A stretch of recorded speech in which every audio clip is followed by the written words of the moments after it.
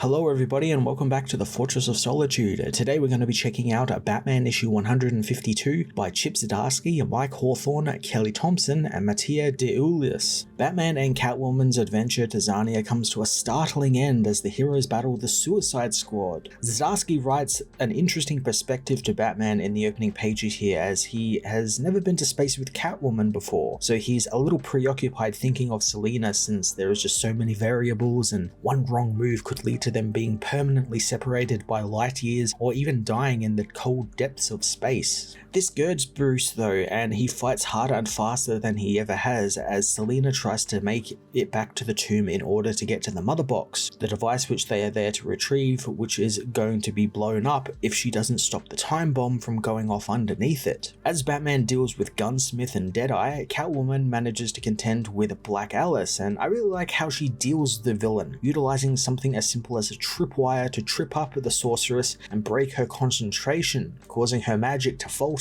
and allow Selina to get one good shot in. Despite beating Alice, the bomb that was ticking down ends up going off, only it doesn't actually explode. Instead, it kind of unpacks the tomb and sort of folds it down into a different dimension, leaving everyone confused since it didn't destroy the Mother Box. Batman meanwhile ends up getting a moment to get through to Deadeye, revealing that Waller took Archie's family and is holding them hostage. Now, this really didn't make much sense to me, since I would have assumed this was why Deadeye was working for Waller in the first place. She had something on him and she was forcing him to do that, and that's how he's been written ever since he was brought in and we saw him in Dream Team and everything. He was always written in a way that made it seem like Waller had something on him and he was begrudgingly doing this because he had no other choice. But Deadeye's never really been a consistently written character though, since first he was actively rebelling against Waller, then he was saying that she was unbeatable, now he's learning that she betrayed him and seems very shocked by it. It's all a little messy, and I think it comes from maybe some miscommunication or not knowing what to do with him, since he's been written by like 5 different writers in the last year alone and no one can seem to figure out what to do with him, especially because let's face it, he's really just like a Deadshot stand-in, and Deadshot is technically back now even though we haven't really seen much of him. So this guy's kind of served his purpose and you could kind of tell people don't really know what to do with the character. Batman's talk with Deadeye is interrupted by the cyborg Bizarro, whose childlike mind can't really comprehend that the tomb disappeared just in front of him, and so Batman takes advantage of that confusion, getting the villain to turn on Gunsmith when the mercenary accidentally shoots the Kryptonian. Batman uses the opportunity to try and rewire the shield that is protecting the area from Zarnia's harsh atmosphere and anything that still lives out on the desolate planet. There is a great little moment here where both Selina and Bruce share a moment where they kind of want to tell each other how they feel about each other because they think,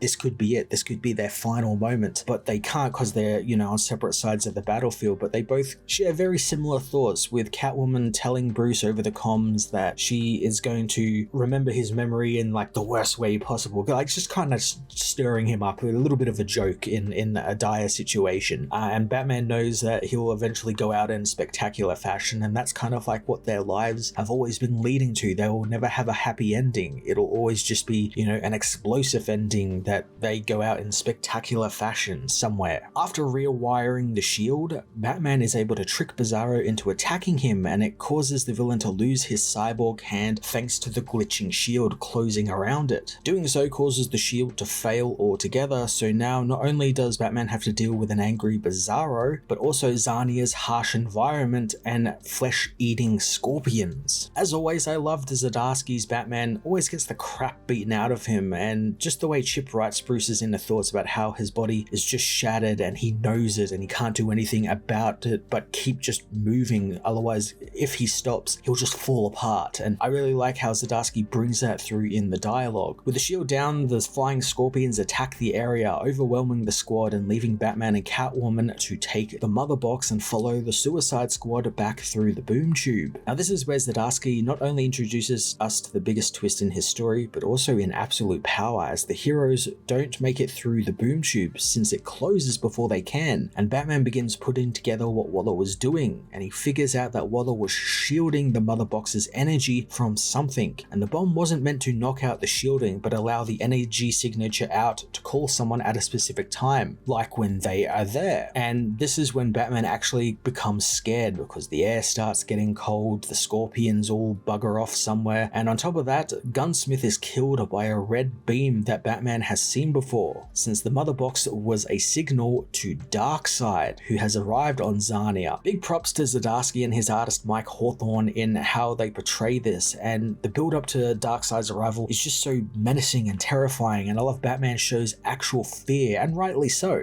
We don't even really see DARKSEID either, he's just see his Omega Sanctions, the Omega Beams, and a far off silhouette through the buildings, and that's just enough for Batman to throw in the whole, right, we gotta retreat right now, we can't, deal with this as well as what's going on Earth, this is bad. In the chaos, Batman manages to focus enough to boom tube themselves back to Earth before DARKSEID's Omega Beams can kill them. The boom tube dumps Bruce and Selina out on a tropical beach, and after Batman reveals that DARKSEID wanted them to live, he tells Selina that he brought them to the beach that they were truly happy on last. This is the beach that he and Selina were at when Bane was destroying everything back during the Tom King run, which is a neat little callback. I, of course, if you'd been following my channel, absolutely loathe the Tom King Batman era. It is awful, it is terrible, and this was one of the more terrible stories where, if you haven't read it, they kept going on about where they first met, where Batman and Catwoman first met, and neither could agree on it, and it was just such like a non-issue when in everything else going on at the time, Bane was taking over Gotham, he was killing Alfred, doing all this terrible stuff. Meanwhile, Batman and Catwoman are just lazing around on a beach. Is terrible, terrible book. But I do like that Zdarsky is respecting what came before and is building off of it, making, apples into oranges, more or less, and making something good out of this. And I quite like that. This is Batman's final memory of like where he was last happy. It's a little bit sad considering what we had in the last couple of issues, because obviously we had the Pennyworth Manor being rebuilt. He bought a manor in town to rebuild and all his family would be living there, so you would think that would be a happy moment. Selina was also there with him as well, so it doesn't really make sense that this is the beach, but it's a cool callback nonetheless. It's a little bit ham-fisted though, since they also got dumped out on a tropical beach and it might take them just a little bit to get back to civilization and to what's going on in Absolute Power issue 3, they decide to sort of just walk and sort of have a moment to themselves amongst all of this chaos, which is a better take on what Tom King was doing with that, where that was the intention of that book, I believe, where they were having a moment to, for themselves, away from everything, but it was like the worst time they could be doing that at. But here it kind of makes a little bit more sense. They're still actively going towards danger and going off into a story, but they can have this little moment, even if it's just for a panel for themselves, which I think is quite nice. The book is supplemented with a Kelly Thompson-led backup that focuses on Black Canary, Cassandra Cain, Sin, and Zealot, Birds of Prey, and their time on Themyscira during Absolute Power issue 3. While Batgirl and Zealot train, Queen Nubia reminds Diana that the Birds of Prey aren't exactly welcome on the island after the recent events with Thompson's Birds of Prey book. It's a book I've not been reading, it's a book I've been kind of tangentially know about it from like second and third hand stuff, but I do hear that it's very good. I do hear that great things about it, and it's definitely something I would like to read in trade eventually, especially with Kelly coming up to write Wonder Woman in the Absolute line of books very soon. With everything that's happened in both Absolute Power and the Birds of Prey book, Canary begins second-guessing her own leadership skills, unsure if she's suitable to lead the team thanks to her recent decisions with Sin and how she was put in danger. At this point, I'd love to highlight Mattia's just stunning artwork for this backup, and it's just amazing. The dude knows his stuff and draws some fantastic looking female characters. I adore the emotion he's able to bring through in these characters, especially in their eyes, since usually artists don't really do the eyes justice, or at least in my view, they don't really do the eyes justice. They rely on everything else to sort of carry the book, but Mattia's work with, especially how he makes Canary's eyes, these bright blues, and, you've got Nubia's, which are like a dark brown, down. It just looks really fantastic, and there's really nice close-ups of their faces as well to sort of drive home the emotion these characters are feeling. It's fantastic, and I'm also sure his brilliant depiction of Big Barda is going to awaken some things in a lot of people, and I really don't blame them. It's just a stunning work top to bottom. While Diana and Nubia talk about Diana's leadership skills, Sin wanders off and finds a ruined temple, talking with Magira, the spirit that she shares a body with. Magira reveals that this is one of her temples, and she has a really great conversation with Sin about the urn in which she was meant to be trapped in, and how the Amazonians have it hidden away somewhere. Sin is coping with the fact that she is still alive and believes that she should have let herself and Magira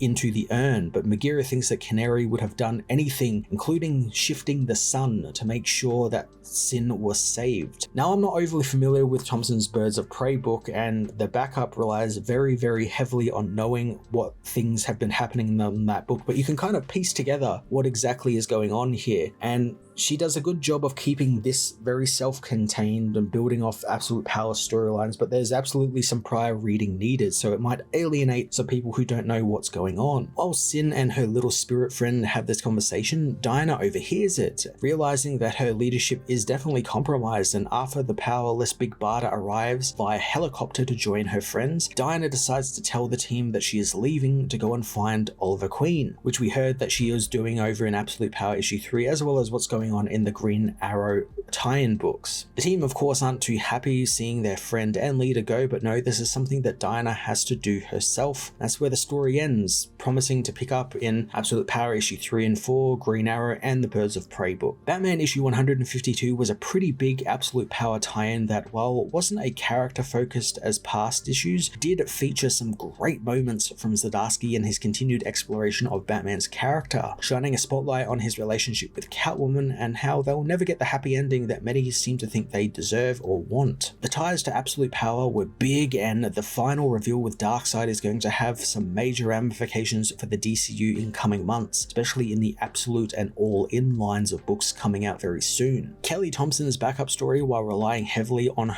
prior Birds of Prey knowledge, was a good look into the series and set Black Canary off on her own mission, which we will no doubt see over in the Green Arrow and the continuing Absolute Power series. I'm going to give this issue a 9 out of 10.